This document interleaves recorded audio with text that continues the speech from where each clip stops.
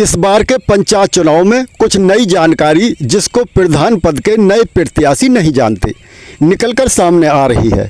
उनको जानना प्रधानी के उम्मीदवारों के लिए ज़रूरी है, क्योंकि समय रहते पंचायत चुनाव से संबंधित जानकारी हासिल करना तथा अपने लिए समर्थन जुटाना, अपने लिए माहौल बनाना कितना ज़रूरी होता है, ये बात प्रधान पद के पुराने प्रत्याशी भली भांति जानते हैं। लेकिन जो हमारे भाई बहन पहली बार प्रधानी का चुनाव लड़ने जा रहे हैं, उनको भी समझना होगा कि आखिर प्रधानी का चुनाव लड़ने के लिए प्रत्याशी क्यों इतनी तादाद में चुनाव मैदान में उतरते हैं। इसकी एक खास वजह है शोहरत और दौलत, और फिर गांव की सरकार की मुखिया होने के नाते समाज में इज्जत। ये सब पाने के लिए छोटे से गांव में लोग बड़ी संख्या में चुनाव मैदान में उतरते हैं।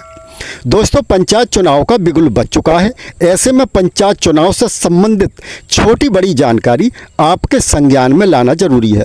आपकी जानकारी में बता दें कि संविधान के 73वें संशोधन 1992 ने पंचायतों में चुनाव लड़ने के लिए न्यूनतम आयु 21 वर्ष निर्धारित की है और उम्मीदवार के पास भारत की नागरिकता होनी चाहिए और उसे उस वार्ड या पंचायत क्षेत्र का मतदाता होना अनिवार्य है।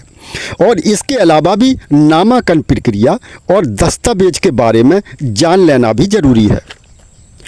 प्रत्येक उम्मीदवार को नामांकन के समय आवश्यक प्रपत्र प्रस्तावक सहित भरना होता है, जिसमें शपथ पत्र और घोषणा पत्र भी शामिल है, जिनमें किसी प्रकार का आपराधिक रिकॉर्ड छिपाया नहीं होना चाहिए।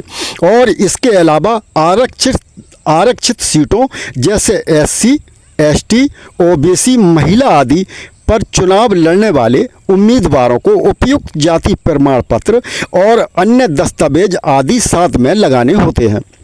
नामांकन शुल्क और जमानत राशि के बारे में जानकारी इस प्रकार है कि ग्राम पंचायत सदस्य पद के लिए नामांकन शुल्क आमतौर पर 150 तथा जमानत राशि 500 तय होती है। वहीं प्रधान या जिला पंचायत सदस्य पद पर शुल्क और अधिक हो सकते हैं। महिला व अनुसूचित वर्ग SC, ST, OBC के लिए इन शुल्कों और जमानत राशि में अक्सर छूट दी जाती है। पंचायत सदस्यों और सरपंच का कार्यकाल 5 वर्ष का होता है और समय पर चुनाव होना संविधान की मांग है। वहीं पंचायतों में अनुसूचित जातियों SC, अनुसूचित जनजातियां ST और महिलाओं के लिए सीटों का आरक्षण होता है। विचित्र रूप से 1/3 सीटें महिलाओं के लिए आरक्षित रहती हैं। आपकी जानकारी में बता दें कि उत्तर प्रदेश में पिछली बार पंचायत चुनाव वर्ष 2021 में हुए थे। ये चुनाव 4 चरणों में अप्रैल-मई 2021 के दौरान संपन्न हुए थे और नतीजे मई 2021 में घोषित किए गए थे। उस समय ऐसे बहुत सारे प्रत्याशी थे जो कि आधी अधूरी जानकारी के साथ चुनाव मैदान में थे, जिनको बाद में चुनाव संबंधित जानकारी न होने की वजह से चुनाव मैदान से हटना पड़ा और वो पंचायत चुनाव नहीं लड़ पाए।